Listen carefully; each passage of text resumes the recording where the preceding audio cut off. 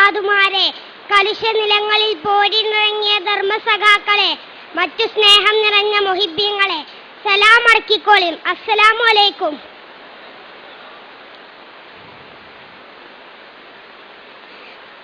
കുറച്ച് ലേറ്റായിട്ടാണെങ്കിലും നമ്മളെ സാഹിത്യോത്സവിന്റെ വേദിയിലാണ് ഞാനും നിങ്ങളും. അല്ല ചങ്ങായിമാരെ, സബ് ജൂനിയർ എന്ന് പറഞ്ഞ 4ാം ക്ലാസ് വരെ അല്ലേ? എന്നാ അതിന്റെ ലാസ്റ്റ് ചാൻസ് ആണ്. ചിന്തിച്ചിട്ടൊരു മന്ദപ്പ്. ഒരീസം സ്കൂളിൽ കളിച്ചാൻ വിട്ടപ്പം ഞാനും എന്റെ ചങ്ങായിമാരും റബ്ബറും തോട്ടത്തിൽ കൂടെ ഇങ്ങനെ നടക്കുകയും അപ്പണ്ട് അവിടെ ഇവിടെ ആയിട്ട് ആൺകുട്ടികളും പെൺകുട്ടികളും യാതൊരു എളുപ്പമില്ല ഇങ്ങനെ നടക്കണേ. എന്തൊരു കഥ! നമ്മളെ ജാതിക്കാരനെ ഹറാമല്ലേ കൂട്ടരെ? ഇത് കണ്ടപ്പോഴാ ഈ കഥ ഓർമ്മ വന്നത്. ഫളിലുന്റെ ചരിത്രം ഭയങ്കര ഗ്ലാമറേനി മൂപ്പര്. ഇന്നത്തെ സിനിമാ നടന്മാരെ ആനച്ചന്തമല്ല.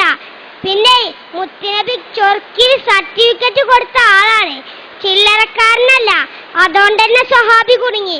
എവിടേക്കിറങ്ങിയാലും മൂപ്പരെ ഒളിഞ്ഞു നോക്കാൻ നല്ല ചൊർക്കുള്ള പെൺകുട്ടികള്.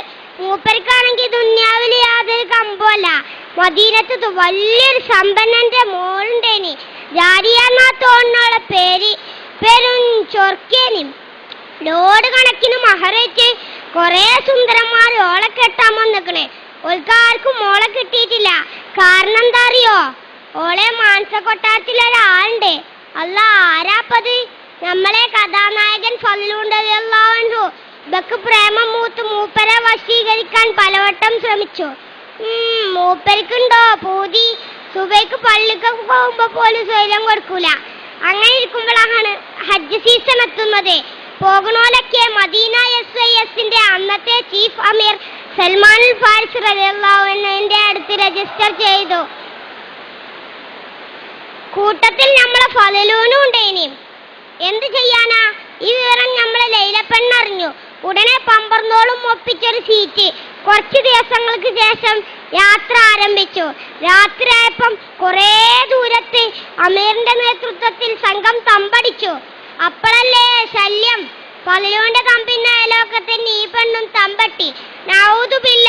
രാത്രി എല്ലാരും ഉറങ്ങിയപ്പോഴല്ലേ പുകില് ഈ പെണ്ണ് ഫളിലുവിന്റെ തമ്പിനകത്ത് കയറി പറ്റിയേക്കണ്. എന്നിട്ട് മഹാനെ വിളിച്ചുണർത്തി. ഉടനെ, ആരാധി ഈ രാത്രി? ഇത് ഞാനാണ്, നിങ്ങളെ സ്വന്തം ജാലിയ. നിങ്ങളോട് പെരുത്ത് പ്രേമാണ്. നിങ്ങളിനെ കെട്ടണം. വേറെ പുതിയാപ്പളനെ ഈ ലൈലാക്ക് വേണ്ട. ദേഷ്യം പിടിച്ച സ്വഹാബി, പോ പെണ്ണെ, വണ്ടിയും ബലിയുണ്ടാക്കാതെ അവളെ ശകാരിച്ചു. ഫളിലുവിനെ വീഴ്ത്താൻ കഴിയൂലെന്ന് മനസ്സിലാക്കിയ ലൈല ദേഷ്യത്തോടെ പ്രതികരിച്ചു. അങ്ങനെയല്ലടാ, ഈ പെണ്ണ് നിന്നെ ഒരു പാഠം പഠിപ്പിക്കും. പിറ്റേന്ന് നേരം വെളുത്തപ്പോ റെയ്ഡാ അമീറിന്റെ നേതൃത്വത്തിൽ. അല്ലാ, എന്താ അറിയോ? ലൈലാന്റെ വജ്രമാല കളവ് പോയിക്കണല്ലോ. സംഘങ്ങളെ റെയ്ഡ് ചെയ്ത് ഇപ്പം എത്തിയിരിക്കുന്നത് ഫളിലുന്റെ തമ്പിൽ സൽമാൻ റളിയല്ലാഹു അൻഹു പറഞ്ഞു, നിങ്ങളെ ഞമ്മക്ക് സംശയമില്ല, എന്നാലും റെയ്ഡ് ചെയ്യണല്ലോ. നിങ്ങൾക്ക് കേൾക്കണോ കൂട്ടരെ? മാല കിട്ടി, മൂപ്പരെ പെട്ടീന്ന്. സുബ്ഹാനല്ലാഹ്, ആകെ കോലാഹലം. കൊറേ ആൾക്കാർ മൂപ്പരെ കുറ്റം പറഞ്ഞു. കൊറേ ആൾക്കാർക്ക് വിശ്വസിച്ചാലും കഴിഞ്ഞില്ല. പടച്ചോനെ, അന്നന്തിക്ക് ലൈലാന്റെ തമ്പുന്ന ഒരച്ചും പൊളിയും. ഓടി വരണേ, ഇവനെന്നെ അപമാനിക്കുന്നേ. എല്ലാരും പാടെ തുണിന്റെ കോന്തലയും പിടിച്ച് ചാടി വണ്ടി ചെന്നോക്കുമ്പോട്ട് സുബ്ഹാനല്ലാഹ്, ലൈല അല്പവസ്ത്രയായി നിൽക്കുന്നു. പരിസരത്ത് ഫളിലുള്ളു. ജനം വാമായി പിടിച്ചു കെട്ടടായി കള്ളശേഖനെ. കണ്ടാ ഭയങ്കര സൂപ്യ. 2 മഹാകുറ്റങ്ങളായി ഇവൻ ചെയ്തു കൂട്ടിയെ. സുബ്ഹാനല്ലാഹ്, ആകെ കോലാഹലം. എന്ത് ചെയ്യും? സൽമാൻ റളിയല്ലാഹു അൻഹു ആകെ കൊയങ്ങി. അല്ലാ, അപ്പം ഭരിക്കണത് ആരാറിയോ? ഉമറുൽ ഖത്താബ. കേസ് കേട്ടപ്പോ മൂപ്പരാകെ ഞെട്ടി. പടച്ചോനെ, ഫളിലൂൻ ഇങ്ങനെ ചെയ്യൂലല്ലോ. അതുണ്ടാകൂല. ഏതായാലും ഈ കേസ് നടത്താൻ നല്ലത് അലി റളിയല്ലാഹു അൻഹു ആണ്. അങ്ങനെ കേസ് അലി റളിയല്ലാഹു അൻഹുവിന്റെ അടുത്ത്. അപ്പൊ തന്നെ ലൈലിയോൾ അടിമി വറക്കാൻ തുടങ്ങിയിരിക്കണേ. അലി റളിയല്ലാഹു അൻഹു ചോദ്യം തുടങ്ങി ലൈലാനോട്. ഇതൊക്കെ ഉണ്ടായോ? അതെ. മാല എവിടേനി? എന്റെ പെട്ടിയില്. അതെന്തേ അണിയാഞ്ഞു? ഒന്നുമില്ല. പിറ്റേന്ന് ബലാത്കാരത്തിന് ശ്രമിച്ചയാൾക്കും മാല എടുക്കാൻ വന്നപ്പോ അതിന് കഴിയൂലേനോ? എന്താ അറിയില്ല. ഫളിലുവിനോട് ഇതൊക്കെ ഉണ്ടായോ? അതെ, ഞാനൊരു തെറ്റും ചെയ്തിട്ടില്ല. പിന്നെ എങ്ങനെ നിങ്ങൾ ലൈലയുടെ തമ്പിൽ? അല്ലാഹു ആലം. എന്ത് ചെയ്യും റബ്ബേ എങ്ങനെയായാലേ. ഉടനെ അലി റളിയല്ലാഹു അൻഹു ലൈലാന്റെ അടിമനെ വിളിച്ചു. ഇവനാണെങ്കിൽ കിടുകിടാ വിറക്കുണ്ട് ട്ടോ. പറയടാ, എന്തുണ്ടായി? പറയാമേ, എന്റെ യജമാനത്തി പറഞ്ഞത് കളവാണ്. ആദ്യത്തെ ദിവസം യജമാനത്തി ആ തമ്പിൽ പോയിരുന്നു. മാല കഴുത്തിൽ തന്നെയായിരുന്നു അണിഞ്ഞിരുന്നത്.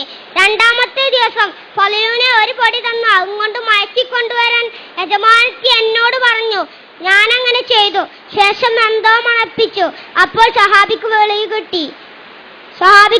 കിട്ടിയ ശേഷം യജമാനത്തി ബഹളമുണ്ടാക്കി.